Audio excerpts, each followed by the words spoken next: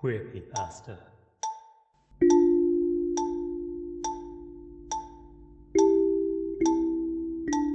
Spooks from the LGBT community. The Skeletal Grin by Queerpy Tasha. Narrated by Queerpy Tasha. I'm terrified of death. I wake at night with the classic cold sweat from dreams where I've been dreaming nothing at all. Indeed, I don't dream often. Rare are the times when sleep can penetrate my fear. So great is the phobia.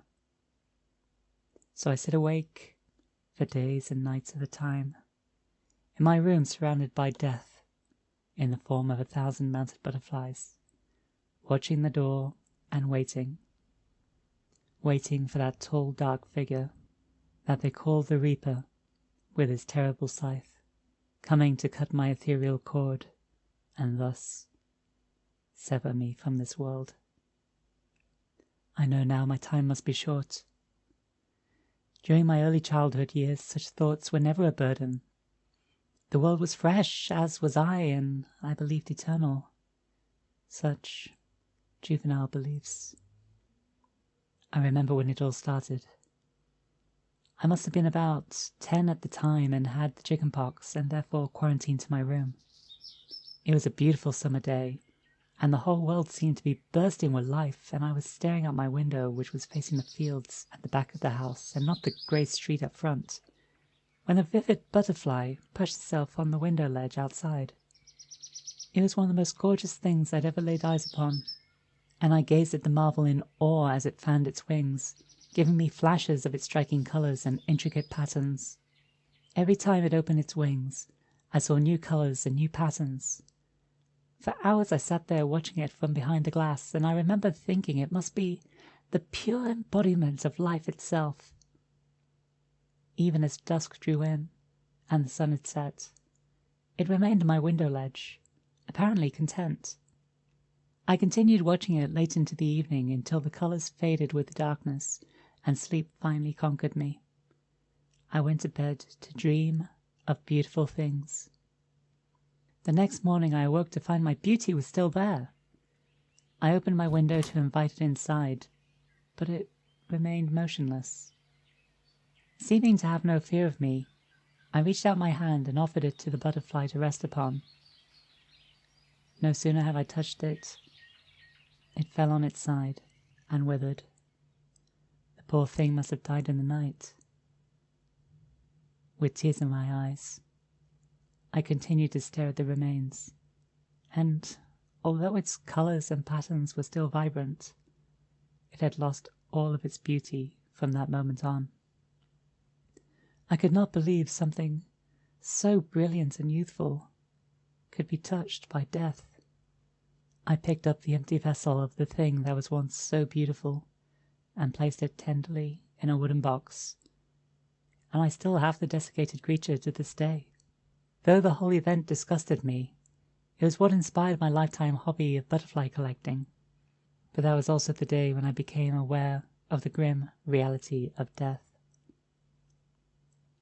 Now I am old and weary, and expectant of the visitor that does not knock, the unwelcome guest that can call any time he chooses, the stealer of souls, the guide to the other side, the creature of the Skeletal Grin, the one they call the Reaper Grim. Although that day was the beginning of the realization, it wasn't what created the fear within me. Oh no. I was of middle age when my family moved to India. When I say my family, I mean my partner, Emma, and our daughters from Emma's previous marriage, Louise, the eldest of 7 years of age, and Glory, who was 5. Such good girls, and smart like their mother. I had just written a very successful book on butterflies.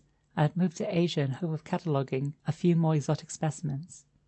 We purchased a fine house at a fantastic price just outside of Madras, and we settled in it within a month, though we were barely there another month when I came down with the fever. It was soon diagnosed to be malaria, and my health deteriorated rapidly until I was a sweaty waste of a woman, lying in bed too weak to feed myself or even move. I should mention that at the time of our stay in India, there was very little treatment for malaria, and thus it was concluded by the doctor, whom I have to say was the most pessimistic of men, that death would come swiftly. Sweet Emma was so strong during all of this. She sat by my side the whole time, moistening my brow with a silk cloth, and fed me coconut soup. I'd like to remember how that soup had tasted, but at the time my senses were numb, and I was falling deeper and deeper into delirium. About a week had passed, and I was constantly falling in and out of consciousness. My extremities had swelled to mammoth proportions, and my body shriveled as my soul packed its things ready to leave. I imagined that poor butterfly of my youth. I stared up at the ceiling and imagined a flock of them circling my bed. But then, out of the corner of my eye, I saw the figure standing in the doorway. He was about 5 feet tall, and wore a shabby and tattered hooded robe of the deepest black, and held in his right hand a glistening scythe. His face was nothing more than a bleached skull of pure white that appeared to glow against the contrast of his robe. And he stared at me. He stared at me with hollow eyes, and grinned that frozen and eternal grin, so terrible that Beelzebub would surely sell his own soul in order to possess it. I knew it was the Reaper himself. I shot up from my bed and screamed, pointing towards the apparition. Emma was sat beside me as always, and hushed me soothingly. She couldn't see him. I tried to explain what I saw, but she wouldn't believe me, taking it all to be part of my fever. She gently coaxed me to lie down and save my strength, and to appease her, I did, though my eyes stayed fixed on that figure at the door. I stared at him like a cat for at least an hour with heavy breaths, and he stared back at me. He could smell death in the room. I must have lost consciousness again, because the next thing I knew it was dark and cold. I believed myself to be dead, and I screamed again, but then a match burst into life beside me, and a candle was lit. I turned towards the flickering light and saw my wife sitting beside me, and I realized with relief that I was still alive. Again Emma soothed me, rubbing my brow, coaxing my head back to its pillow. I looked towards the doorway to my left and saw that the apparition was gone. But then my gaze fell to the foot of the bed, and I saw him standing there at my feet. Oh, the panic I felt! He was coming for me, I knew, and I screamed, and Emma did her best to soothe me, but my horror was intense. I screamed and I screamed, but Death stood there, unflinching, unmoving, just smiling and waiting, as patient as time. Eventually I calmed down, but he was still there. He was always there. I asked Emma to bring me the girls so I could see them at least one last time before our guest's business was through. She hesitated a long while before answering, but then she told me that they had also fallen ill and were immovable from their beds. She began crying. I hadn't seen her cry before this time, always holding on to her brave face. But now she cried, and I cried with her. Death grinned. I saw less of Emma after that day, since now she had to look after the children as well as myself. The figure at the foot of my bed remained with me, and I spent my time staring at that blank expression, trying to find the back of the darkness in those empty eyes. All I could find was cold infinity. I tried talking to him. He remained motionless and silent, like a statue, with scythe in hand and purpose in mind. I spent a week lying on my deathbed watching him. I studied him and dissected him with my eyes. Apart from being unusually short, he appeared to be a normal human skeleton. Normal. I don't know how I can use such words to describe what stood before me. How many skeletons stand without muscle or sinew? How many skeletons stare without eyes? How many skeletons can smell death without the aid of breath or nose? Impossible, though he was standing there, and he was looking at me. I could practically see him sniffing the air. No, this was no normal skeleton. I then turned my attention to the scythe. It was a good scythe as far as I could tell, though I'm not a farming stock and have little experience of such things. But the handle looked sturdy. I assumed oak. The joinery was fine and precise, and the blade was sharp and flawless. Indeed, the blade looked extremely sharp. It was tilted towards me in such a way that if I leaned my head over to one side, I could look along the length of the blade. I swear it was no more than a hair's thickness at its widest point. Though this may make the blade sound as if it were fragile, I swear it had this aura of strength around it. I don't believe a blacksmith, even with all their tools of the trade, could have put a dent in it or even reproduce it. A week had passed and I surprised all with my longevity. The doctor was called again and did a re-examination and found I was on the mend. A miracle, I thought, and I turned towards the reaper and laughed in his face. "Ha!" I said. "Did you hear that? You've wasted a lot of time in this house, my friend. I guess you'll be moving on now, eh?" I then continued to laugh like a maniac until Emma and the doctor had left, thinking me to be deep within my madness. But death remained. I stopped laughing and, after a moment, I saw the first movement from the apparition. Slowly. So slowly it was almost imperceptible. His skull began to turn.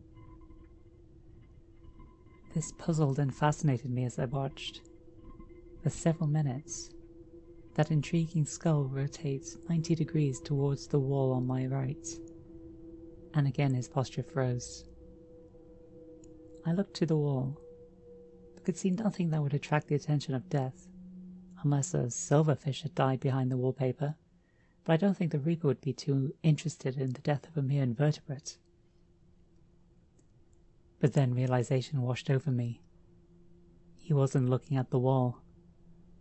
He was looking through the wall. And on the other side of that wall was our daughter's bedroom. "No!" I screamed. "No!" I screamed again. I continued to yell at the monster, each ejaculation a more forceful and terrified tone.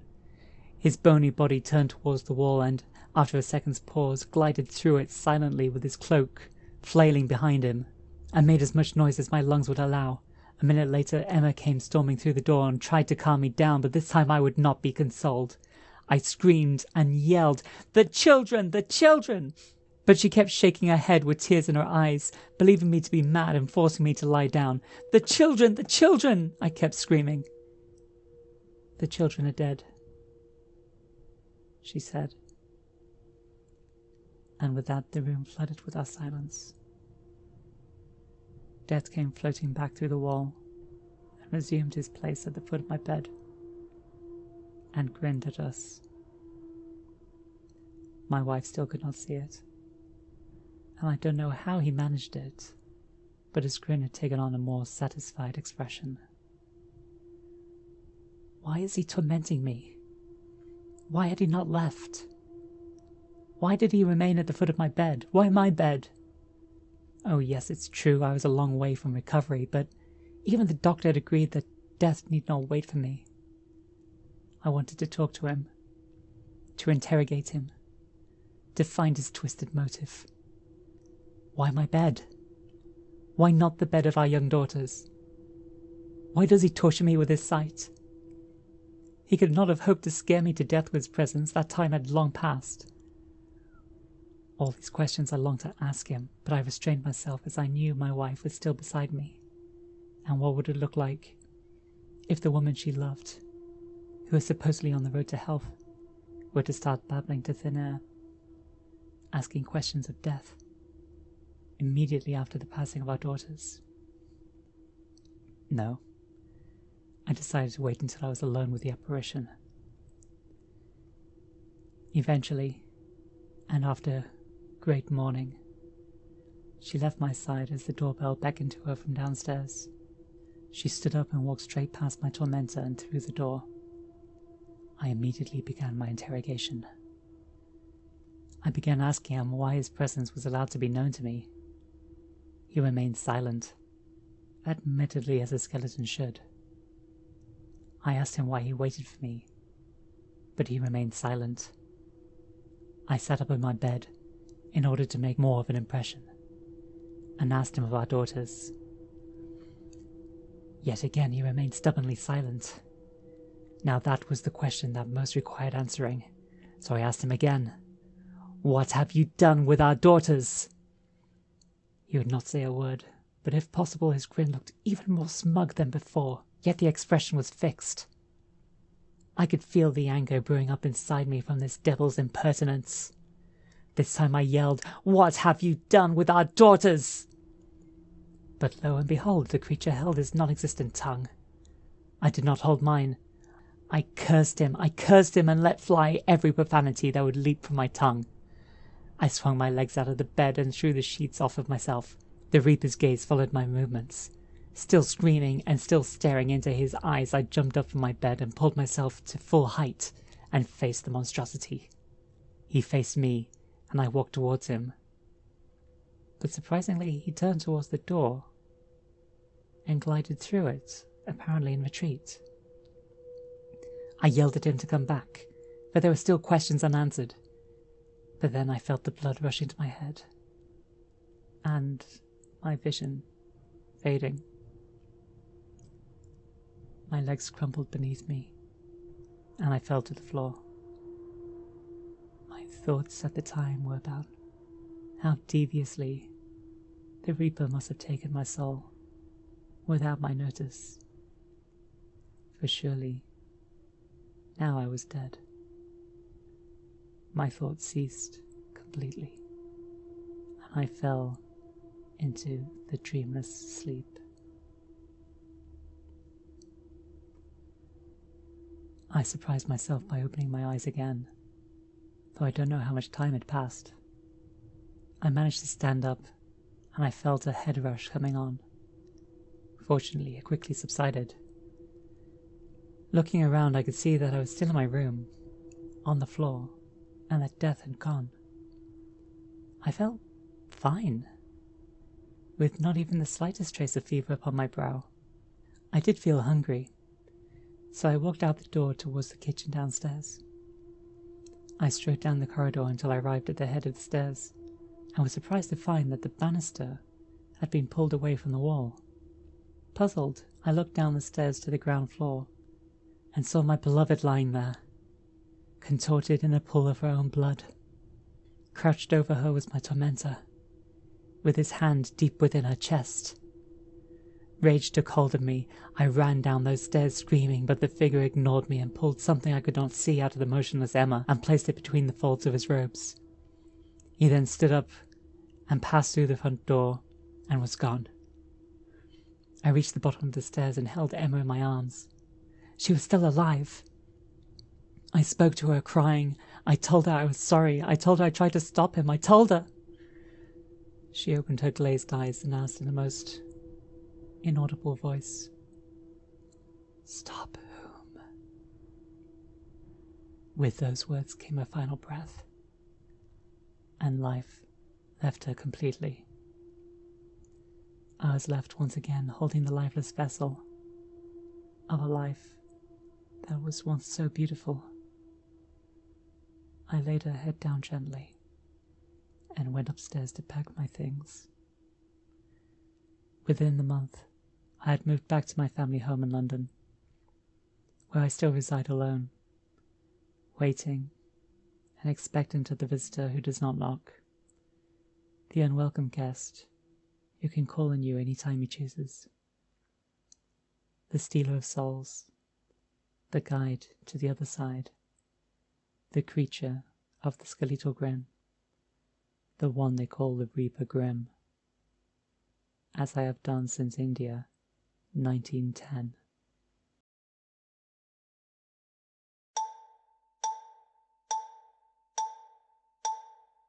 Queerpypasta.